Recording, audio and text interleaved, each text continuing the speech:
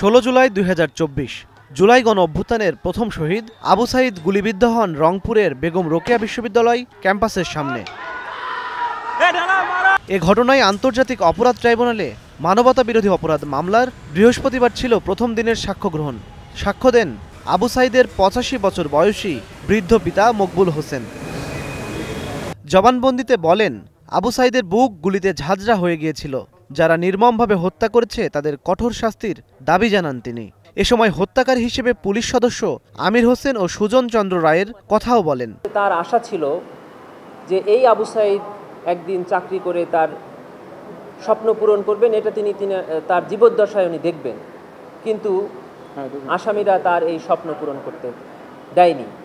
তাই তিনি ট্রাইব্যুনালের কাছে আশা করেছেন যে তার জীবদ্দশায় যেন তিনি তার সন্তানের হত্যার বিচার দেখে যেতে পারেন। সাক্ষীর জবানবন্দির পর আসামি পক্ষের আইনজীবীদের জেরার মাধ্যমে শেষ হয় প্রথম দিনের সাক্ষ্য গ্রহণ। জনাব মকবুল হোসেনকে বলেছিলাম যে আপনি গুলি জীবনে দেখেছেন কিনা।